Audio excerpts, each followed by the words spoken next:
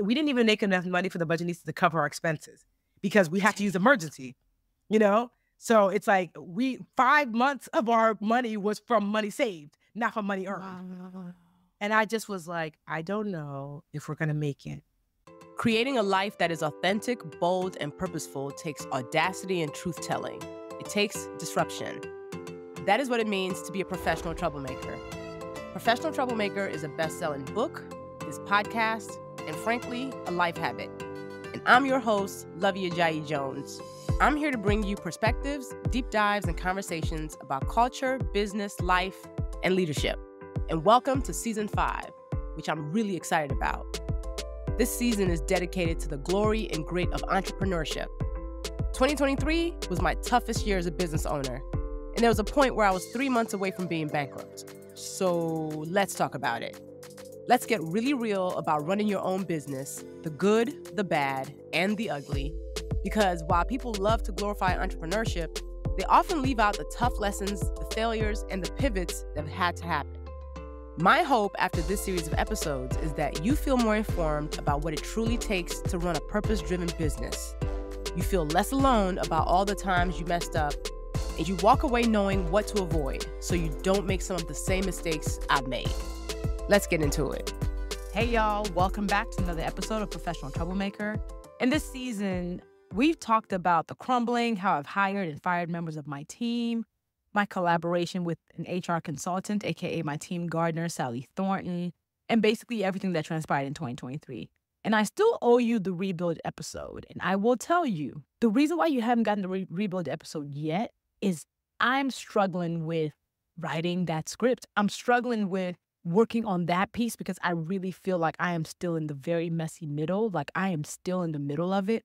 I am going to bring you an episode where I'm talking about like literally what ended up saving the company last year, which is the Book Academy.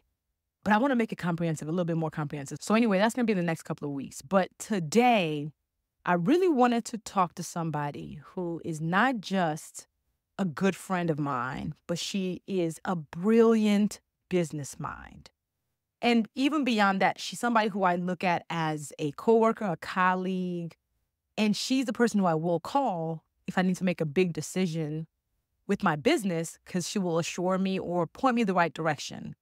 She also is one of the most vulnerable people I know, especially in business. Tiffany shares her numbers openly and talks about the financial pieces. Besides being like this dope financial expert, Tiffany Aliche she's a best-selling author. She's co-host of the award-winning podcast, Brown Ambition.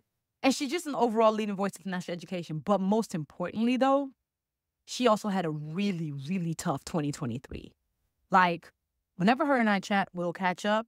And I remember when we were talking about it, in the middle of our crumblings, both of our crumblings last year, I was like, oh my gosh, Tiff be knowing. So it was really important for me to have Tiffany on to really talk about her experience so y'all can see that across industries, and no matter how brilliant you are, these lull moments can happen. And like she's such an incredible person. Like her Live Richer movement has basically transformed the lives of like 2 million women. Anyway, this episode, child, I want you to play it through. It's good. Because one thing about Tiffany, she's going to drop some gems over and over again. So let's dive in. We are here. Tiff, my good girl, Tiffany Aliche is in the building. I am. And girl, we got some things to talk about. I know we do. You all already, of course, you know Tiffany. She's the budgetnista, America's favorite finance girly, okay? She out here, been at this for a long time. Mm-hmm. But for the few people who don't know who you are, it's not even about who you are. It's like, how did you even get started as the budgetnista? Well, like so many Nigerians, I grew up like money being an important component of our lives and how to take care of it and manage it, especially my dad, since he was a CFP and an accountant. And so my sisters and I, there's 5 of us all together, we just learned about money in such a way that I didn't know until maybe middle school that other people didn't get those regular lessons. Practical things like this is how you open a bank account. This is how you're going to afford that ice cream that you want.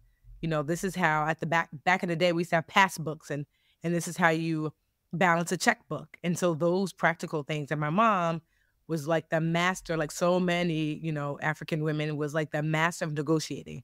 You go to the marketplace, forget about these men, these women, huh? And so she was like, even now to this day, if I'm going to buy a car, I'm bringing Sylvia Aliche, And so she just taught us how to, in the real world, my dad was like academic, here's how you manage your money. But my mom was like, in the real world, here's how you buy groceries. Here's how you negotiate how much you're going to pay for a service or a product. And so between the two of them, it just became commonplace. And I think it was really college that I realized, because my college roommate was really struggling with her finances, because we had debt collectors calling the dorm room, that I said, wow, this is actually not common. And so I just started showing my friends and friends of friends and friends of friends. And before I knew it, I was the go-to money girl in my circle. Went on to become a school teacher, became the go-to money girl for the parents of the kids that I taught. And then it just expanded. And after the recession, so many of us started businesses during the recession because we lost our jobs. I was one of them. And I leaned into what I knew best, teaching and money. So what is it, like 15 years now, give or take? Here I am. 15 years. I know. OG. OG. That's OG status. From Yes. one OG to another, Yeah. OG status. Listen, Tiffany was the right one for me to bring on this podcast because, and Tiffany's been a guest on my podcast before, and I've been a guest on hers, Brown Ambition. Mm-hmm. And because this season has been about us telling the real truths Mm-hmm. about entrepreneurship in ways that people are not used to. Because I think we're all operating in our own different places and spaces, not really realizing how parallel our struggles and our wins are. Yeah. And I've committed this season to radical transparency and vulnerability about talking about how business beat me up last year. Mm-hmm. Beat me up. Let me have it. It had hands. And it had hands. Business was like, let's go. Let's go. So I was like, you know who I got to talk to? My girl, Tiff, because you and I have candid conversations all the time. Yes. About business, about life, about what's really happening. And one of the things that really pulls people to you and magnetizes people to you is the fact that you make all of this stuff real because you also tell the truth. So I was like, yeah, no, let's have this conversation. So when you started The Budgetnista years ago, how were you making money in The Budgetnista and your company in general? In the beginning, I was on unemployment. And so I couldn't afford, like the first year, I would say the first 2 years, I was literally living off unemployment, and The Budgetnista was making like next to nothing, maybe like $10,000 his first year, if that, and maybe 12 the second year. I was mostly doing one-on-ones. And I remember I had the scare where I was like, okay, if we're meeting in person, it'll be $150 for a session. If we do it online or virtually or via call, it's $75. Girl, I was doing stuff for free because didn't nobody want to pay because they had the money. And so all because my core audience was almost always women, especially women of color, especially Black women. And so I would visit this dope Black woman at her house. We go over her money, her kids be playing, they so cute.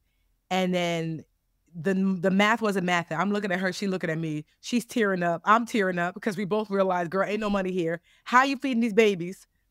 And now I'm supposed to be like, and that would be $150. It didn't sit well with my spirit. Taking from someone who I could clearly see just didn't have it. And that was coming up again and again. So my first big money lesson was, does the person you serve have to be the person that pays? Ooh, that's good. And I said, there's sometimes two customers involved. It's the customer that receives and the customer that pays. And I said, okay, how? And some people will tell you, well, girl, she got her lashes done. She got her what? I'm like, okay, yeah. But for me and my house, I just could not sit well with taking money from people who, when I dug through their finances, I realized how much trouble they were in, especially women that look like me. So I realized I have trouble taking money from companies, So I said, you know what? Who else serves this person? And that's when I realized that there were nonprofits and organizations that serve this person. And that if I could say, I can serve her on your behalf, you pay me and we offer it to her for free. So that was like a huge aha moment. So that's what I started to do. My first customer really was like the United Way. They paid me to teach classes to the community for free. So the person on the other end who received it, who didn't necessarily have the money to pay, plus I charged the United Way much more than I would charge the individual. And I said, okay, this is a business model that feels right to me, which is I charge the organization. I say, I will be the good works for you in the community, and they pay me handsomely. And so that was like my first like business model. And then I introduced things like products, like a book. You know, like I wrote my first book I self-published called The 1 Week Budget. And so that was another way to make money. Although I didn't know how to market, so I had a hard time getting individual people to buy. But then I started to say, well, why I got to get the individual people to buy? The very same organizations that pay me to speak, I say, hey, each person should get a book. And so that meant like, okay, that was like, you know, so helpful that like, okay, each person now gets a book. And so it was like things like that I was learning, like, okay, that, you know, I kind of stumbled towards success. Then I learned about things like affiliate links. Like I was sharing, I remember I was at my brokest and I did not know that people would pay you if people signed up because you suggested a thing. And I had just done this thing called my Literature Challenge. It took me 8 months to get 10,000 people to sign up, women to sign up for this free challenge. And there was a bank in particular that I suggested because they had the highest interest rate for saving. I suggested this bank. I did not know the bank was giving away $50 for every person you suggested. Because I'd never heard of affiliate links before. So I did a survey after like, you know, like how many of you guys open a bank account using my link? And 2,500 people said I did. So let's do the math of how much money. I literally wept when I realized. It was, because I know, girl, I mean, I'm not new to this, I'm true to this. So 2,500 people times $50, $125,000 when I had nothing. Is that right, girl? Damn, 2,500 people times $50. Is that? Damn. Even now I'm like, what the hell? Oh my God. So, and when I say I was down to nothing, I was living out of a room paying $500 a month. Nothing. Like I'm talking about, and I could barely make that rent. And so I found out later and I was like, oh my gosh, okay, what other things do I recommend? And can I contact the company to say, is there some sort of like way that you could give me credit for recommending them? And that's why I got introduced to another business line of like affiliate links, recommending things that I believe in. Yeah, things like even just I realized that my audience listening to me, that you can monetize their attention to you. Because brands would say, oh, we want to work with you because people are listening. And I was like, okay. Yep. So all these kind of business models started to come to me. And now when I think about what the Budgetnista is in business of, it's community and content. You know, it's through community that people click on affiliate links. It's through community. People pay to be a part of some of my communities. It's through community that I can work with brands and things. And content, like my books are content, my online school is content. You know, my blog is content. And so that's what, like, if I had to say an overall, like what I'm in the business of, it's community and content as it relates to financial education. Yes. And that is significant to get to because what y'all just heard is all the different ways in which we stumble upon money and the work we're supposed to be doing, where a lot of times it was not strategy that led us there. We discovered things as we were going along. Basically, trial by fire is how we end up finding where we land, but it's a continuous pivot and adapting to what's happening around you. Yes. You and I are very interesting because we have a lot of parallels in our journeys, even outside the fact that we're Nigerian. We're both people who are personalities who a lot of our businesses are led by our creativity and our intellectual property. And in one of my episodes, I was talking about how I built a team because I realized that, you know, the company's money depending on me showing up everywhere was risky. Like, risky. You hit that point too at some point. Yes. Tell me about that. So when I built the Budgetnista, like say 2009, 2010 is really was like, it was rocking and rolling. And so it was just the Budgetnista for only 5 or 6 years. And I was already being like, I can see the future and the future is burnout. You know, because ain't no way I can continue like this forever and ever. It was fun at the time, but I said there has to be something else. And it was then that I met my former business partner. Y'all know him, Jabril, of like Passport Heavy, right? We all love Jabril. So Jabril is a really good talent scout. He said, I see something in you that you don't even see in yourself. And I see burnout for you too. Let's work together and figure something out that maybe we can build together. And so Jabril was like a huge business mentor, not just a business partner. He was a business mentor for me. So he showed me how to monetize. So he's the one who told me about affiliate links because he had done the math. Was like, girl, you said how many people where? This how much you would have had. I was like, I didn't know. You know? And so Jabril started to introduce me to other ways of monetizing what I had already done. And he was just like, let's build something together. And I said, well, at first he wanted to be a part of the Budgetnista, but I said, oh, that's my baby. Let's create something, yes, externally. And so we created an online school called the Literature Academy. And what I decided when we created the school, I said, here's my only rule, Jabril, we're going to create the school together, is that I cannot be the sun, moon, and stars. That Amen. we can, yes, I said, I cannot. And he said, okay. So we built it where I taught one class, but we have like 50 classes. And so certainly we still use my face and things to sell the academy, but I was not the central figure inside the academy. That it was a collection of experts that I got to introduce you to, or some of them you already knew. And so that allowed for me, other than, saying, here's a new picture, maybe here's a quick video for you to run an ad to, that the academy largely did not need me day to day, which was so great. Like I got a little bit of a reprieve and the academy did just really, really well. But still, the parts of like needing my face and things to market still meant the academy still needed the Budgetnista to be in existence. It didn't need me to run, which are two different things, So it still felt a little tricky. And if I'm being candid, I was still kind of maintaining, we were having a rough time, like myself and Jabril. Like, it's so crazy because we had hit our peak. It was like our best and worst times were at the same time. We hit our peak during the pandemic, which was we hit our first $10 million year. And that was great. But we were like also peak out of alignment and also peak stress, because we were making a lot of money, but not in a way that was as strategic as it needed to be. So it was brute strength that brought us there, not much strategy. Yes. And I knew that this was not sustainable.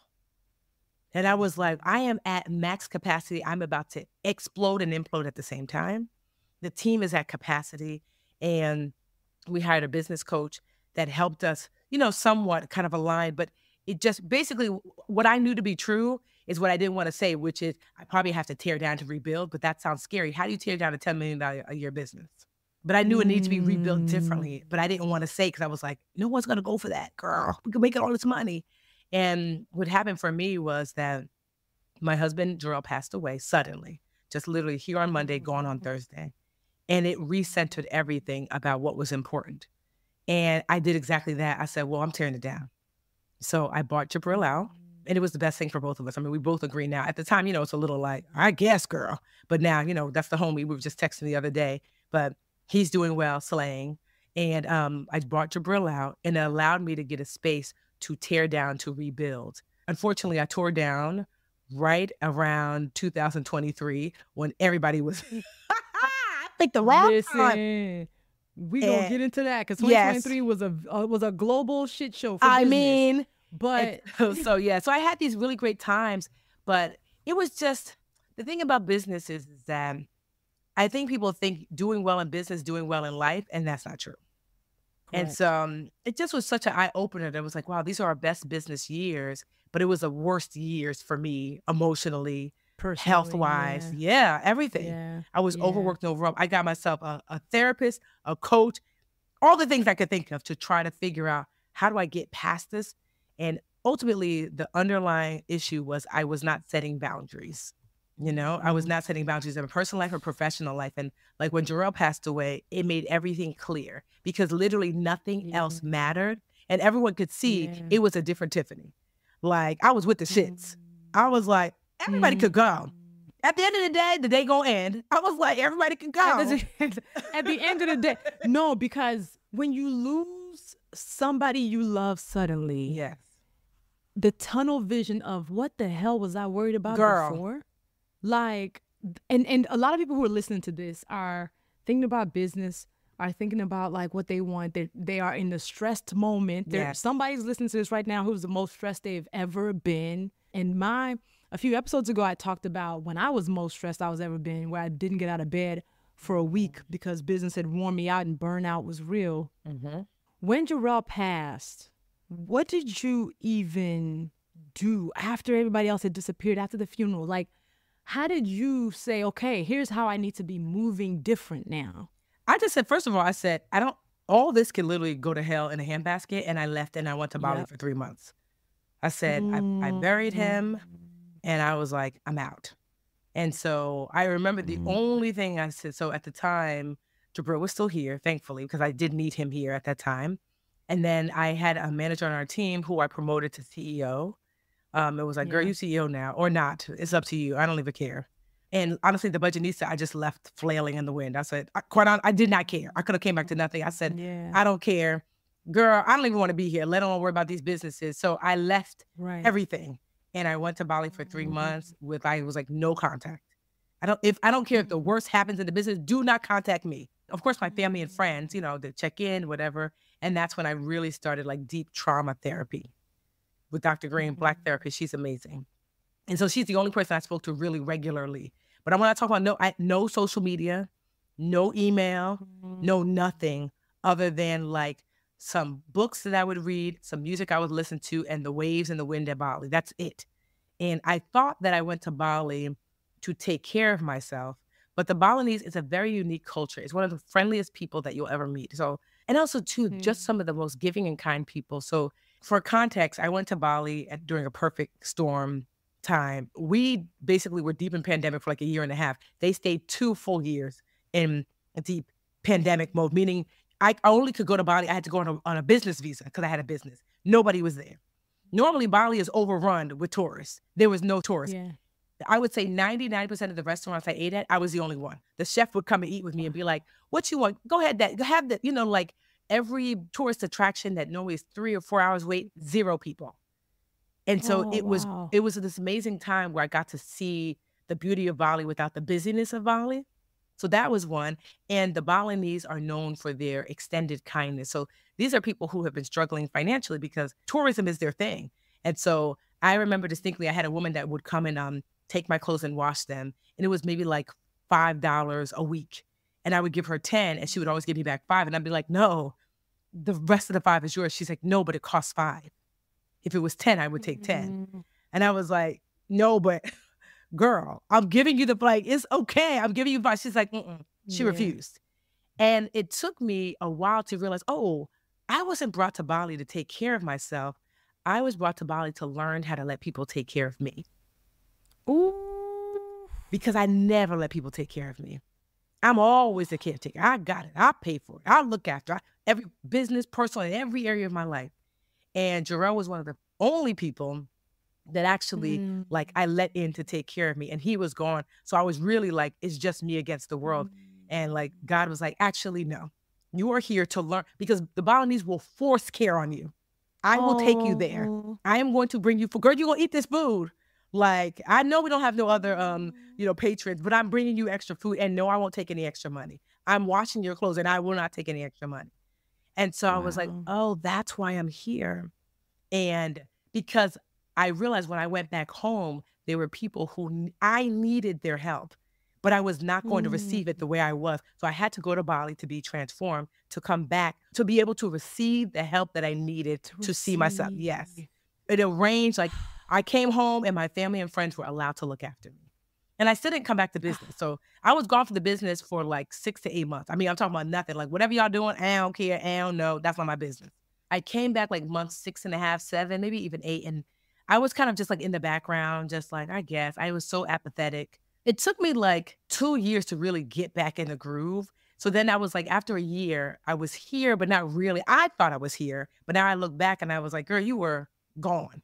You were not. And so it took me, so it's been about, in November, it'll be 3 years that Jarrell passed away. So it took me almost 2 years to kind of be back in the business and actually want to do it. So I really was like, I think I'm going to shut everything down because I've made enough money and I'm the Budgetnista girl. I don't be spending money like that. I have 2 homes that are paid off. I don't have no debt, no credit card debt, no mortgages, no car, notes, nothing. And I have enough money that if I continue to live like how I live, which is fairly simply, that I have enough to see me through. And maybe I'll just go sit down somewhere like I'm 80. That's what I was telling myself. And I didn't realize that was just grief because in the moment, it feels like that's how I really feel. And it's just only in the last 6 months that I was like, I actually don't feel that way. I'm excited about my business again. I want to be here. But yeah, it's been a long journey back. You just gave a word into the whole idea of learning how to be taken care of and how it transformed you, the business of it all, the hustle, the being basically in the clouds and trying to just figure out a way to come back down to earth to care about the stuff that's happening. And I remember you and I even had a conversation where I think it was right before you went to Bali. And we were talking about how you basically were like, I can literally do anything right now. And that in itself was like, felt like a cage to you in some ways because you literally had freedom to like, you were tied to nothing and you could literally go anywhere. And then you went to Bali and disappeared for 3 months. But when you got back into the business of it all, after you came back and we were talking about just like how hard business was, you came out with a book right before all of this even went to shits. Like your book Made Whole came out, hit the Times, all of that. So it's interesting. You did have an amazing year professionally and then life lifed on 10. Life lifed on 10. So when you got back into the business and was like, okay, fine, I guess I care again, where was the business at? How many people did you have on the team? So before I left, I let go of a lot of people. Like I had to, because so much of the business depended on me showing up. And I said, well, I'm not showing up. So I cannot afford to carry everyone. And some people were like understanding, and understandably so, because, you know, people have families and stuff. And some people were not as understanding. And I'm like, I'm so sorry that the death of my husband is so inconvenient for you, girl. Because the thing is, so many people were used to me doing whatever it took to make sure everybody ate, that when I was like, I actually don't have it, they were like, girl, find it. I'm like, not. And that's when I was like, Dr. Green gave me the best piece of advice. She said, if there's anything that you want to do that will shake the table, when someone has a close loss like yours, you have about 6 months where everybody will blame it on grief. Get it done. And so that's when I was like, you're fired, you're fired, you're fired, you're da, da, da, da, da, da. And it's like, oh, Tiffany, it's the grief. Sure. We'll call it that. But it was people that I was supposed to have let go a while ago, or people who weren't a fit. And so I trimmed down the team by like half before I left and came back and we trimmed some more. And I just recently trimmed some more because coming back, I realized that you have to bring something to the table as well. It is not my responsibility to look after everyone and you don't bring anything to the table, you know, like materially to the table. Because I was the type of person, everybody loved Tiffany because it was like a homeless shelter. That's what it felt like. Everybody, don't give me a sob story. Girl, come on in. Don't let you be a person, a woman of color, and you have a sob. Come on, you have to have no skills. Come on in. We're going to pay you good. We're going to feed you good. We're going to look after you. Because I thought if you treat people well, then they will pour in and do the work. That's not true. And so finally I had to get, you know, like push away those people who were not doing the work and who were not a fit. And some people were mad and upset, and maybe they're still mad and upset, and I'm okay with that. Old Tiffany would not have been okay with it. But Tiffany, post-loss, therapied up Tiffany is okay with that. You know, sometimes you got to be a villain in somebody's story, child. It's okay. Because I was not unkind. You gotta blow up some bridges. Because clear is kind. Yes, and that's okay. You know, and I will say the vast majority of people came back later and were just like, you know, I see it now. And those who haven't, that's okay. Girl, we wish you well. We send you off with a prayer and a hug, but you can't stay here. At its biggest, how big was your team? Oh, girl, it was damn near 30 people. Can you imagine? Yes. Just overwhelming. 30 people, and most of the work fell on I wouldn't say most of the work, most of the income was me showing up. And I was like, do I need 30 people to support me showing up? This, mind you, y'all, Tiffany said they were making $10 million in 1 year. When you have 30 people on the team, so y'all hear 10 million and that sounds like a lot of money.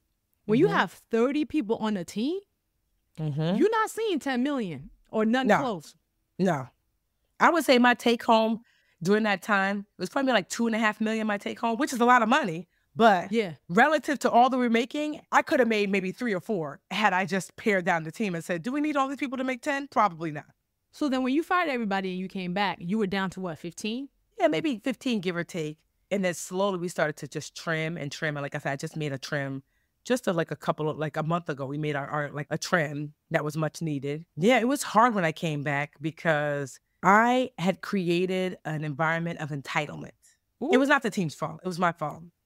Come on. I take responsibility for that because I was giving away, like sometimes we would have a raise in 1 year of $20,000. And even though I would tell them, hey, this is not typical. We just had a really great year, da, da, da. I mean, everybody just thought like bonuses were big. Everything was big, big, big, more, more, more. And then when I couldn't, it was like, do you hate me, Tiffany? I'm like, do you see the numbers? The numbers don't align with that. People didn't want to hear that. They, yeah, but last year, I was like, yeah, because last year we made 8 million. This year we have 4. I cannot give you what I gave you last year. The sense was gone. And at first I was angry, but then I said, who you mad at, girl? This is your spoiled babies. These are your spoiled you babies. Spoiled You're babies. not wrong. Yeah. You're not wrong. Yeah, this is my spoiled babies. And so everyone couldn't stay. And it's only those now that had to bring distinct value to the table. If I have to say, what does such and such do? And how do they bring value? If I have to be like, well, nope, you can't stay, girl. We wish you well. We send you up for a prayer and a hug and a severance package.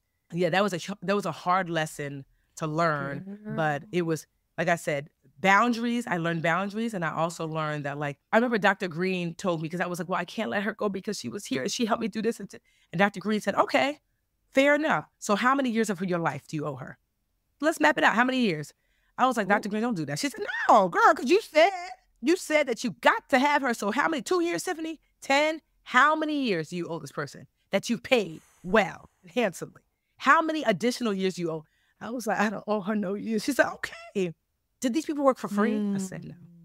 She said, were they well paid? I said, yes. So she said, I'm confused as to why you think you owe additional to people who were well paid to do a job. And they did the job, but now you don't need the job anymore.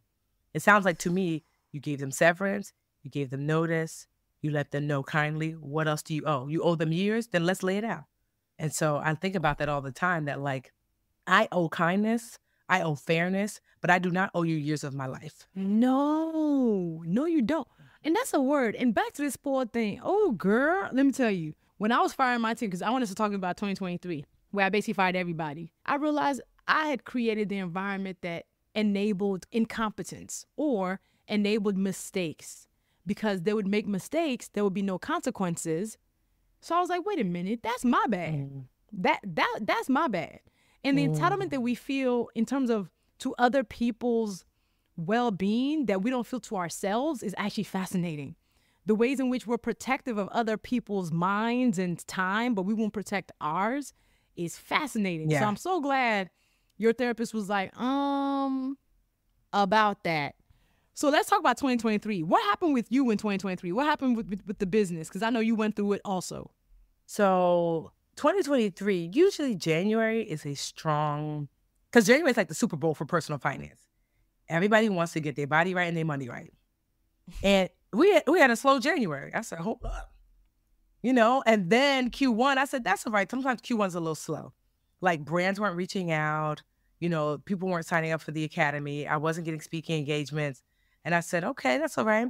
Because we started up the year with 6 months of emergency savings for the Budgetnista side. The Literature Academy side, same thing, 6 months. And it started off pretty solid. And then Q2 rolled around. I see the academy starting to dip a little bit, but still solid. But the Budgetnista, I'm like, girl, where's the money coming in? Maybe a little bit here, a little bit there. But I'm like, like the Budgetnista cost me about $60,000 a month to run, $20,000 this month, $30,000 this month. The math is not mathing. And I was just like, okay, what are some ways we could do to reduce our spending? And, we're reaching out as much as possible. We're trying. I typically have a lot of tricks in my basket where it's like, we'll reach out to these brands, that I worked with before. We'll reach out to speaking engagements where I spoke before. I had started this Patreon, which was doing pretty good with my business mentorship. So we're reaching into all the tricks, but most of them are not working. And when we got to Q3, I said, we are in trouble because I've never gotten this far. By then, we were dipping into our emergency savings. And just the money just stopped coming in. And I was like, oh my gosh. And then I made a critical mistake of what happens when you feel desperate. I partnered with someone who I thought, oh my gosh, they were selling a pipe dream of like, hey, here's a tool that if we partner together, here's what a rev share looks like. And I'm not going to lie, the initial math wasn't fully mathing, but when you're like, this is her last push. So I put the team to the we had like no Christmas. Christmas Eve, we're messaging each other. Did you get this and did you get that? Thinking that this partnership would generate income so we could stay afloat. By then we were down to 1 month of emergency savings left. And the partnership turned out to not be what they said it was. We did everything we were supposed to do and we got no money in return. And I was like, what the hell? And I just remember thinking, we didn't get to celebrate. We didn't get December off. no days off. We working Christmas Eve. Shoot, I was working Christmas Day even. And I just remember thinking, like, we were working 7 days a week, morning, noon, and night. And we had this 1 month emergency savings, and it felt so deflating. And I said, I don't know if there's going to be a Budgetnista anymore. And by then, the academy was down 40%. Budgetnista was down. We didn't even make enough money for the Budgetnista to cover our expenses because we have to use emergency, you know? So it's like 5 months of our money was from money saved, not from money earned. Wow. And I just was like, I don't know if we're going to make it. And so, you know, the good thing that happened was I spoke to the team. I said, here's where we are. And I said, January is kind of like our last rally because we have 1 month left. And January, typically, like I said, that is when everybody wants to get on financial track. And so I relinquished and said, what are your ideas? I have tapped myself out. A young girl on our team, she's like in her 20s. Shout out to Tajiri. She was like, what if we do some coloring pages? I said, girl, I don't even care, whatever. Day one, January 1st, we sold $10,000 worth of financial coloring pages. And it put a battery in our back because it was like, wait a minute, okay. And so then day two, we did something, and day three and day four. So that first week, we made maybe like $30,000. We said, okay. Wow. And then maybe like the second or third week, a brand reached out, and then. So we was back on track. And then in May, we had such a good May that what we made all last year for the Budgetnista, we made basically in 1 month in May. But with the right partnership. I partnered with my friend Terry Ijama to do like kind of like this investment like launch. Yes. Like she teaches investing, and it's a perfect pairing because I teach basic personal finance and people want the next level. And Terry, also a former teacher from MIT, also a principal, teaches investing the way I teach a basic personal finance. So we partnered, and I made in 1 month what I made all last year, actually more. But we had, we had our cut. Like she gave me a cut of what we made. But if I look at it in total, it was like almost twice as much what we made from the year before. And I just was like, okay, like we got this. And, you haven't lost your touch, and the girls still want to hear from you. And so this year has been solid, but I'm cautiously optimistic because, things be changing. But last year was really, it was really stressful, and people were still asking for raises. And I was like, girl, that's when I was like, I have to lead differently. I said, we're going to shift the entitlement that I created to personal responsibility. Every 2 weeks, I had my finance person post, this is what we need to make monthly, $60,000. This is what we made so far, 10. So asking for the raises stopped. Instead, it was like, and here's how we made the 10. 20% came from this, 30% came from this. So what can we do? All of a sudden, I increased the onus in making money. What do y'all think we can do? Because if we don't fix this, everybody's looking for a job. And so all of a sudden, people really were like, let's try this. Let's try it. What do we got to lose? And I am so grateful for 2023 because I have a different team who believes in themselves, who knows that they can do it, who stop asking for handouts and instead are like, I will make the money that I want you to pay me. Yes, because that's actually how it's supposed to be. Yes. Like if people are not making you money, you're losing money by having them on board. Yes. Like people need to start thinking about like, okay, in what ways have I generated the amount that my salary is for this company, especially for small businesses. Like we're not the Fortune 500s where we can afford one person or three people on the team being, every dollar that comes in is being spent on payroll, is being spent on back on the business expense. So for you, how did 2023 also change your leadership style? I realized, so something I learned from Dr. Green is that like I'm controlling. And I was like, as a Nigerian, we grow up in that environment. But I said, I'm not controlling. I'm so nice. She said, even nice people can be controlling. You're controlling, and it looks nice because controlling like this, I did not believe that my business babies could handle the big stuff. So mommy Tiffany got to take care of it. I got to take care of it. I got to look over it. I did not trust that these grown women that I had hired to do their job could do their job. That's control. And I had to relinquish it and say, girl, there's a reason why I have you on this team. If I show you what's really happening, I trust that you will do your job. And they did. And those that didn't, I let them go. So I had to relinquish that I had to have all the answers. I had to fix it. I had to trust that they were smart enough and capable enough to do the thing I hired them for. And I had to trust myself to say, and those who were not cannot stay. And so what happened is people rose to the occasion. And then I came up with a really good solution for asking for a raise. I said, how about this? I'm going to let you get paid the way I get paid. as an owner, I have my base salary. And then I can take owner's draw, typically quarterly, where if there's excess left over in the company after saving and taxes, I can draw out money for myself. And I said, I'm going to let you get an owner's draw too. I'm going to set aside 20% of my owner's draw in a profit sharing pool that y'all can have access to. And whatever percentage of the payroll pool that you get, that's the percentage of the profit sharing pool that you get. And so month one, there's no money in the profit sharing pool. Exactly. Now you see how that's the pain I go.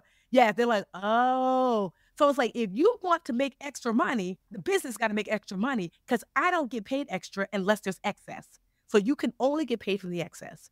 And so all of a sudden, once I gave them that, they were like, so Q1 of this year, they got their first bonuses. They were like, oh, snap. Like, girl, I like this, a few $1,000s. That goes a long way. So Q2, they cannot wait because Q2 is when we had our biggest month in years. And so they cannot wait to see what it shakes down to in the payroll pool. But all of a sudden, people are more creative. I have somebody on my team, Carol, who was like, we have like curriculum, we have books, we have this. Why are we not finding organizations that we could sell them to? She wrote there was like a grant or something that came out. She got us a multi-six-figure grant with a school system to pay us to teach financial education for the summer. And what I love is that she said, you don't have to teach it. I found teachers to teach it. We're going to pay the teachers to teach. I mean, and it's like literally what we have to pay the teachers is maybe like 10, 15% of the overall income that we get.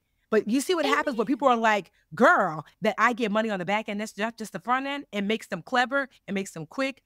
And it makes them like put in the work. So now all of a sudden people are thinking bigger and broader and I don't have to.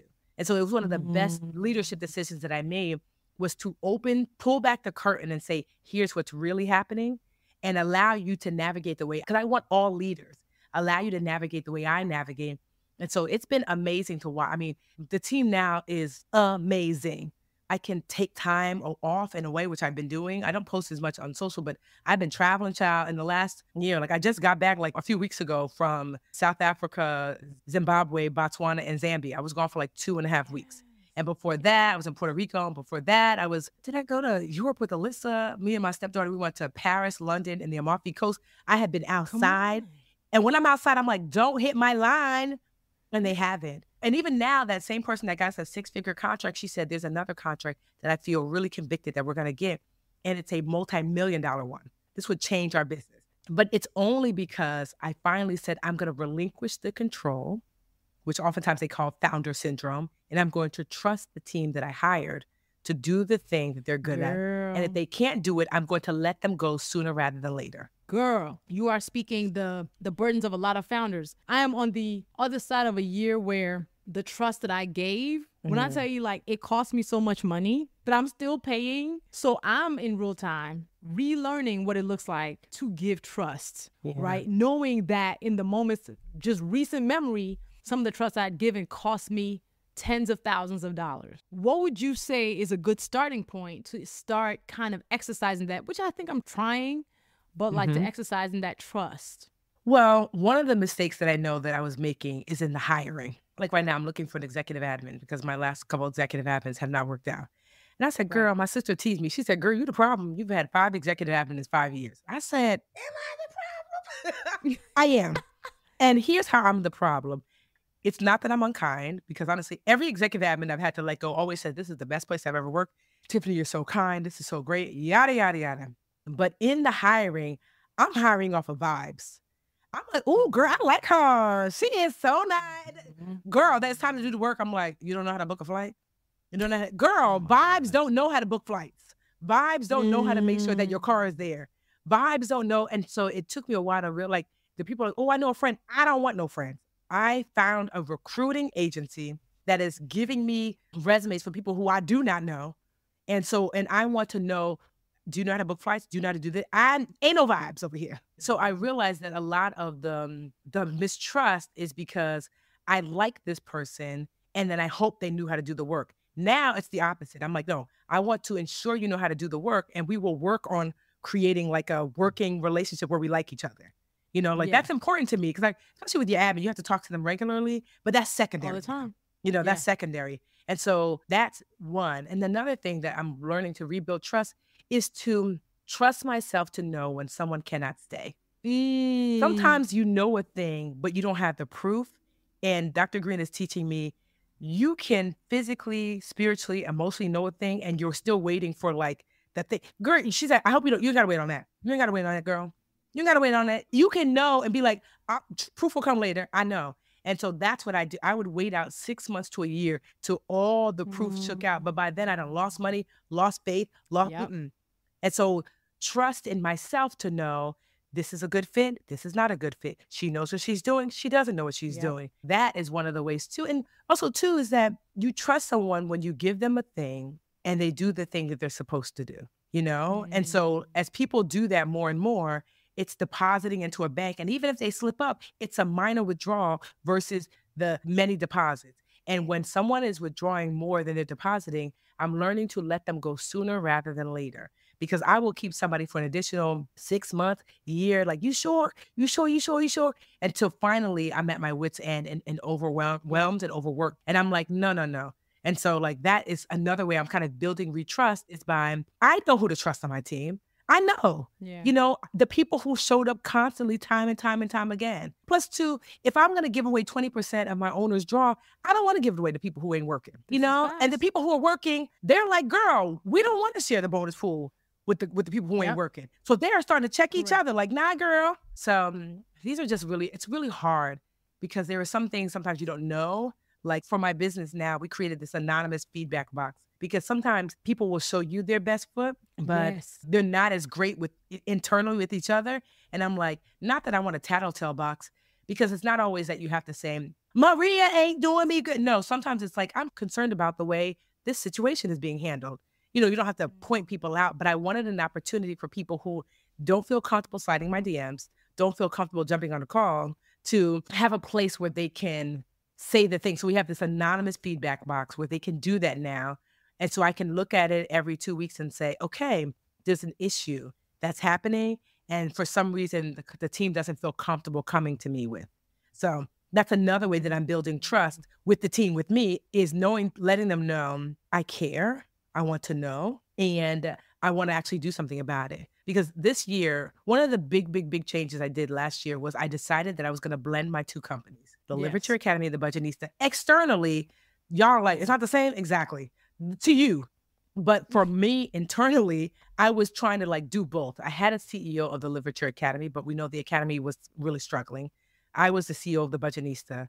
Last year, I said, I don't have time to focus on the Academy because although it's struggling more slowly, it's sinking more slowly than the Budgetnista was.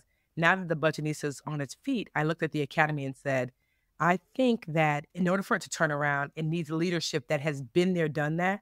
And so I said, I'm going to blend the two companies and be the CEO of basically Big Budgetnista, the two companies together. So that's what's happening currently. We are currently, as of like June 1st, one company. And I'm the CEO of the combined company. And I unfortunately had to let go of the other CEO. You know, she was great, but like it needed this for realignment. And so we also had to shed some other people who it didn't make sense in the realignment to keep. But I'm excited about what the future holds and brings. I'm excited about the team that I have, how hard they work, how smart they are, how much ownership they have over Big Budgetnista. Like, yeah, because ultimately, my goal is within a few years not to be the CEO of the Budgetnista at all, to have a CEO, and I get to just be the personality, which is what I enjoy most. You'll be the chairwoman emeritus. Yes. So Tiffany is somebody who I consider my coworker. Like Tiffany is often sometimes the person who I call where I go, I want to do this thing. So it's interesting that I steal from Tiffany. Like Tiffany would be like, here's what I did. Try it. And I'll be like, all right, bet. So I started the Book Academy last year. Funny, and you had been telling me for a long time to do it. You're like, Luvvie, like, why are you not teaching people about how to make their books? Because when your book was coming out, you hit me up, and I was like, here's my 50-page strategy deck to kick you off. Yes. I was just talking about you yesterday. Someone said, I said, no, Luvvie told me that. No, Luvvie told me that. You need to, because they were like, how did you make the list? And I said, girl, two people, Luvvie, and I listened to this podcast by Tim Ferriss of the 4-Hour Workweek. Those two people like gave me all the tips that I was like, that's what you saw me use. They're like, okay. So yes, I've been telling you for a long time. I was calling Tiffany like, okay, so you were like, Luvvie, you got to like teach people how to do books. Like nobody does books like you. So I kicked off the Book Academy. It's interesting that you're combining Budgetnista and Live Richer Academy because I was actually thinking about separating Book Academy and All Love Media. Okay. So that's actually where I'm at right now. Okay. Thinking about the separation of Book Academy sitting as its own entity, because I have a whole universe that I want to build with the Book Academy that goes deep, because my goal with it is to change publishing. Like, I want to disrupt publishing so it becomes less white dude, and that when our books, Black women books, are published, especially from entrepreneurs, executives, prominent figures, not only do they hit the list, but they continue selling. They become perennials. Like, I want to change the face of publishing. So I'd been like, do I separate All Love Media and the Book Academy? So it's interesting that you're bringing yours back as I'm thinking about breaking mine up. Yes. Huh. Well, I'll say this, that like, there's no right or wrong. For me, it was because the Literature Academy needed the support, because the Budgetnista basically feeds the Academy. People don't sign up for the Academy because they sign up for the Academy because they see it as an extension of the Budgetnista. And, you know, I'm like, why not lean into that? So that's just how it's been. And I realized that the Academy needed a more watchful eye that I could not do in two separate places, that I needed for it to be, you know, I needed to be able to be the CEO of both without being the CEO of both. Now I'm just the CEO of one. You know what I mean? And so for me, that's why. Now, if you're going to separate the two, it's going to be really important that you find who is going to then lead All Love Media or the Book Academy. You're going to have to find a really great leader to do that, because you will not be able to be the leader of both effectively, not for long. Ooh, and so that's the thing. That's the thing. And so it doesn't mean that's not possible. Here's the thing. If I maybe would have found a CEO who had been a CEO before and like turned business around, whatever, maybe I would have kept them separate. But I said, that might take me too long, where this blending and putting it under me, I could do that now. You know, I could do that now. Did you dissolve one? So you dissolved Literature Academy as its own entity, and then you brought it all under the Budgetnista entity itself. Yes. Yeah. So instead of like June 1st. Yeah. So, and what's really good about that for us is that we used to have we use Keep, which is a CRM, which is a email marketing tool basically. And they do other things besides email. But we had a Keep account for the Budgetnista, a Keep account for the Academy. Not anymore. We have one. Girl. So all of a sudden, so the Academy, it cost me over $100,000 a month to run the Academy and $60,000 a month to run the Budgetnista. And so because we got rid of this and that and this and that, and it allowed me, this is why I made the decision to blend them, because it allowed me to instantly save. I have to ask George, what are we down to, you know, as far as how much it's costing me with the two of them together. Yeah, so that helped a lot. So like I said, there's no right or wrong for where we are. In order to save this thing, I was like, girl, I do not have time to find another CEO, to train, you know, even though they've been a CEO before, ideally, to get the, I know one thing is I can save this thing, but not in two separate places. Blend them together, reduce. We actually don't have to have one person here, one person here, blend some of this overhead. And so I'm excited, and we're gonna be rebranding the Academy, making it fresh and new. And so I'm excited about what that's going to look like. But I can do that now because it's all under me. I have my watchful eye. And so I'm glad. I also, too, one of the reasons why the Academy and the Budgetnista were two different things, because remember, I started the Academy with my business partner, Jabril. Yes. Because I wanted to own the Budgetnista all myself. Yeah. You know, and I just was like, the main reason was because you wanted to own a business with Jabril, but not the Budgetnista. Well, now that he's not here, you brought him out, which was expensive, girl. Expensive. But it was worth it. That both of them belong to me 100%. Why not just blend them? Because they're complementary businesses in this way. So for me, it makes sense. But it doesn't mean it makes sense for everybody. But for me, it makes sense. But you know what I'm saying? I learned from you, you learned from me. And this is literally a neck and neck parallel. So I'm actually understood. What you might have just done is delayed me breaking it up. We're building a brand new website, because before Book Academy stuff was under Luvvie.org. Okay. We're building a brand new website for Book Academy. I haven't broken them up yet as two companies, but even my attorney was like, it might make sense. But this is interesting. This is why it's really good to have friends that you could talk to openly about business. Because I'll call Tiffany and be like, what you think about it? You'd be like, well, here's what I did. Yeah. And I'm like, because think about this. So I asked George, who's my financial lead, map out for me what it would cost, how much we would save if we blend the two together. And so she gave, I was like, okay. So for you, it's probably the opposite. If we split them up, what does payroll look like now? What do tools and access look like now? How much more money is it going to cost to have these companies have 2 separate accounts? Like HR is going to look maybe different. Like what's going to happen with your insurance? Because blending the 2 companies has been a lot of work because it's IRS, it's states, just like you, my people are largely digital. So they live in different states. So you have to close out different accounts there. It's HR. It's so much like to blend it. It has not been an easy road to blend the 2 because like, you have to remember like, oh, close this out. And we have to do the last taxes. Literally, we had to quote unquote fire people just to rehire them. And even in the firing of people, some people had vacation days because some states you have to pay people. And I was like, wait, what? I was like, damn. Because we had to pay our vacation or tell them take the vacation for the last 2 weeks. So there was a lot more going in. So it's not just, oh, this is going to be an ease decision on the other end.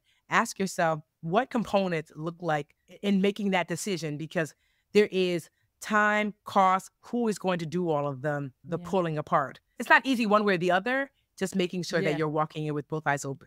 And this is why I'm always like, the glorification of entrepreneurship is a trap. Because being an entrepreneur is not just because you create cute art or good art.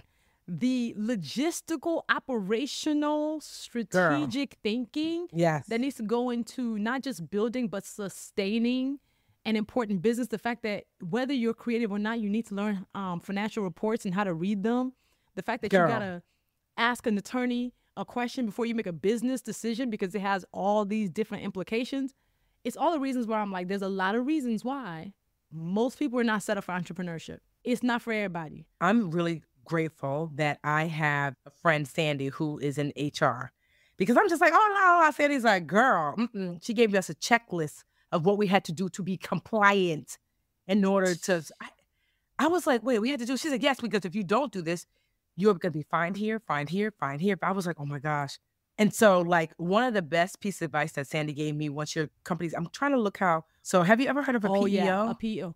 I had a PEO and I had to, in the firing of my team, so I had a PEO. And a PEO is a company that absorbs your legal ramifications if you have employees in different states. So there was a point where every employee that I had was in a different state, Utah, California, Texas. So my accountants had us go under a PEO instead of us having an EIN in the different states. But the thing is, when I fired everybody, Illinois was the only state that we were paying anybody full time, me. So having a PEO who we doesn't make sense anymore. It didn't make any sense. So we had to move PEOs. We had to move from PEO back to our old person. And then all the tax implications of moving, because the PEO was technically paying our taxes. All of that. I mean, that's what we're in the thick of it now. A PEO is a professional employer organization. Basically, to Luvvie's point, if you have multiple employees in different states, which so many of us do because they work virtually, a PEO basically acts as the larger employer. So your people work for you and the PEO. We use one called Just Works.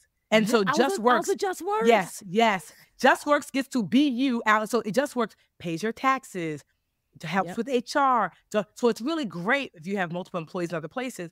But to Luvvie's point, if you are like, actually, no, we don't, then there's all this paperwork. When I tell you, Luvvie, like, I was like, oh my gosh. That's why I said the blending, it is not to be taken lightly. The blending or separating of companies and just making sure, will the math at the end of the day? Because it's going to be messy in the middle either way, but making sure with the math at the end of the day. That's just going to be really important because I assume that eventually you probably will have more employees. But I mean, when that happens, that you can look at a PEO again. But I had never heard of one before. I think we started maybe 3 or 4 years ago. We had signed up with a PEO. And I will say it's been helpful in the blending of the companies because they take on a lot of the compliance stuff. Yes. But it is. Switching back has been an issue too because I had somebody switch me back in the middle of a quarter, which means at this point we're paying taxes in two different entities as ourselves and as the PEO. Child, when I tell you entrepreneurship and all the stuff that comes with it, I'm telling y'all see on Facebook people being like, don't work a 9 to 5 because you pay for somebody else's dream. Your own dream is expensive. I need you to understand that. I'm going to tell you like my mama told me when I asked her, because my mom has 5 kids, 5 girls. And I said, Mommy, what are your thoughts about having 5 kids? She said, I wouldn't recommend it. I'm like, don't say that, lady, because we here already. So she started laughing. So when someone says, what are your thoughts about being an entrepreneur? I mean, it's cute over here sometimes, but I wouldn't recommend it. That's how I feel. Like, I love my baby. 0 stars. Because there is nothing wrong with being a corporate baddie, getting your money, Nothing. setting some aside, investing, traveling, Correct. knowing that when you clock out, you clock out. There is nothing wrong with that. Entrepreneurship allows you to have the ability to make typically more money than you would in corporate or otherwise, but it comes with a lot more access to stress. And so you just have to basically pick your poison. Pick your hard. Everything is hard. Working for somebody else is hard. Working for yourself is hard, but pick your hard. And there's one type of hard that does curate more stress, which is why if you're working for somebody else and you have the stress of an entrepreneur, you probably shouldn't work there. Yeah. Like, because you were working there to not have this particular type of stress. So what is the one piece of advice that you would give somebody who's listening to this, who is seriously considering entrepreneurship? Like, what is one thing that you wish you knew before you started your entrepreneurship journey? That the number one thing that I want you to specialize in is not whatever external thing you do, is yourself internally. That like the more that you learn how to set boundaries, the more that you learn how to listen, the more that you learn how to lead, the more that you learn your triggers, the more that literally I want you to become an A+ expert in yourself.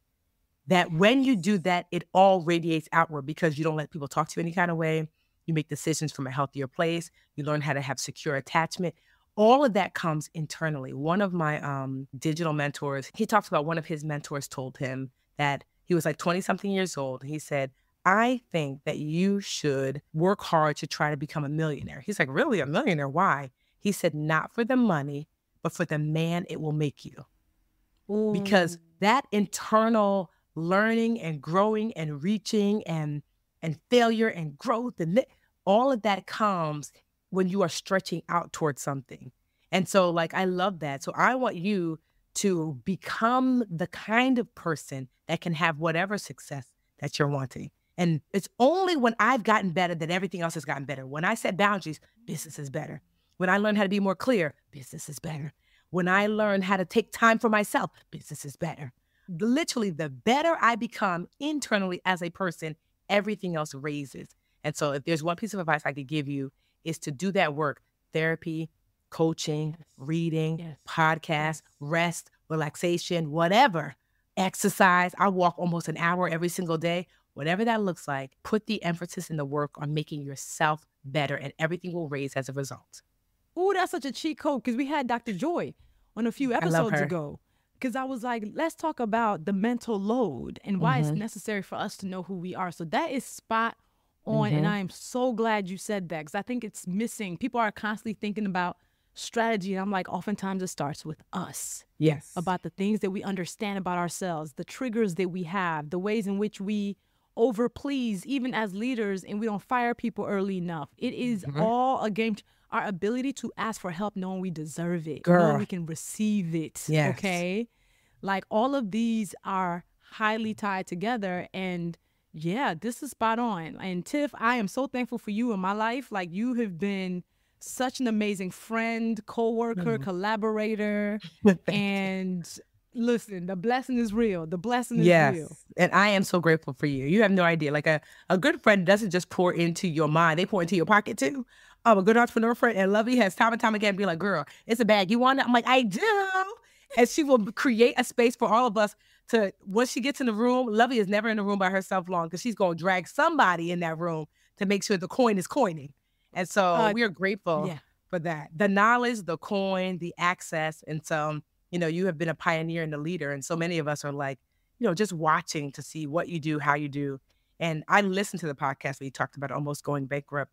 It gave me solace to know that like, I didn't do something wrong. Sometimes this is just what it looks like for a period of time. Because if you who's been here and been doing so well that this could be a thing, then it's like, okay, Tiffany, like this is just what it looks like sometimes, but you're not alone. And so we are all grateful that you show up fully as yourself, no matter what happens, that you show up as yourself. So my New York Times bestselling friend, Tiffany Aliche, okay? Her book, Made Whole, y'all need to get it. It's a perennial. It's a perennial book. Y'all buy it anywhere books are sold. Just 10 Steps to Financial Wholeness. She's the person you need to go to. Be a part of the Live Richer Academy. I'm excited to see what's coming next. You and I got to definitely do something together. Also, at some point, we always do. We'll figure out something. And I'm going to see you in Nashville, right? Yes. Oh, you're going back. Yes, I will. Listen, Tiffany, you the reason why I went. I want the start. homies in the room with me. I want the homies in the room with me, right? Like, I need the friends in the room. So I was like, Tiff, you going? All right, bet. I'm going too. So this is good. More to come. I am proud of you. And I'm going to call you. Okay. Yeah, I got some things to run by you. All right. Thanks, y'all. If you dig what you just heard and want to make sure you don't miss another episode of Professional Troublemaker, subscribe on Apple Podcast, Spotify, or wherever you get your podcast fix. And leave a review. Let the folks know this is valuable content. You can follow me at Luvvie everywhere on social media, Luvvie. And if you love this podcast, you'll love my newsletter, The Love Letter, LUVVLETTER.com. That's where you go sign up, and it's my weekly note on all things culture, business, and leadership. Tap in all over, and talk to you on the next episode.